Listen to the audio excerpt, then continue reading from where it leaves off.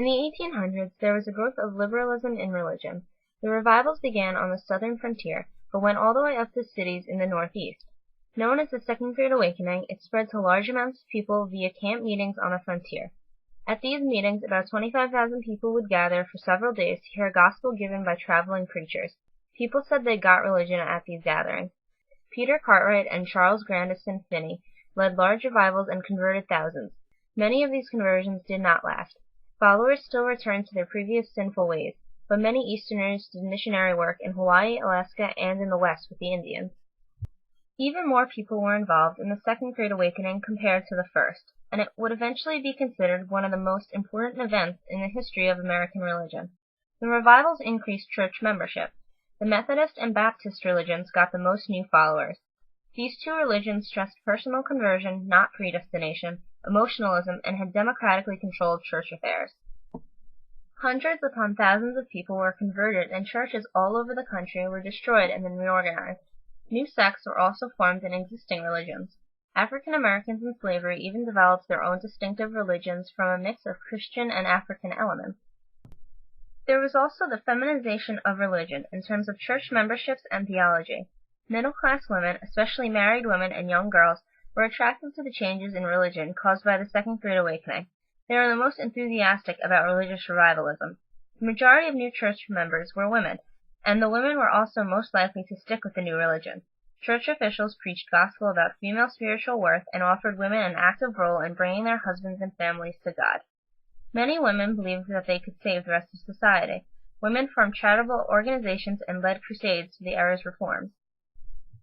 The Second Great Awakening stimulated humanitarian reforms.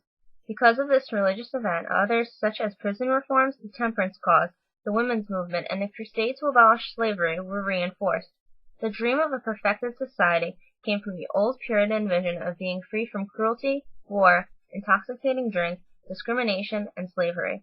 Women were prominent in these crusades, especially the suffrage movement. Debtors' prisons were abolished by state legislatures slowly over time.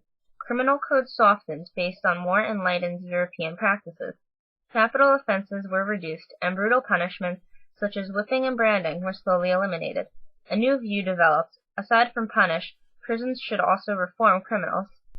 Western New York, containing many descendants of New England Puritans, was known as the burned-over district. Millerites and Adventists came from the burned-over district.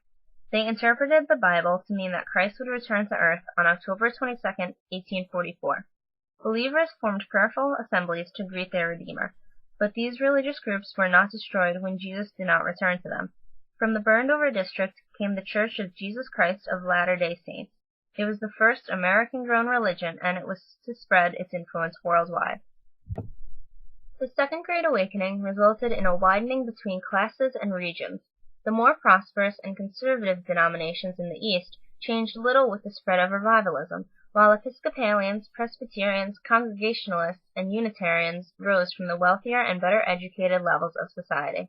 Methodists, Baptists, and new sects also increased, but their followers came from less prosperous and less educated communities in the Royal South and West. During the Second Great Awakening, religions were also affected by the issue of slavery. By 1844 to 1845, the Southern Methodists and Baptists had split from the Northern Methodists and Baptists because of their different views on slavery. In 1857, Presbyterians split on the dividing line of North and South. The secession of the Southern churches signified the eventual secession of Southern states from the Union. The Second Great Awakening also resulted in changes in education throughout America. Small denominational liberal arts colleges appeared in the South and in the West. These colleges were established more for local pride than actual advance in learning. They offered narrow tradition-bound curriculums of Latin, Greek, mathematics, and moral philosophy. Women's higher education also attained more respectability in the 1820s, with secondary schools for women. Even some colleges, such as the Oberlin College, were open to men and women. Libraries also grew out of the Second Great Awakening. There were private subscription libraries along with tax-supported libraries. Traveling lectures also appeared in order to teach large amounts of people. They provided areas of knowledge such as science, literature, and moral philosophy. The impacts of the Second Great Awakening forever changed people in America.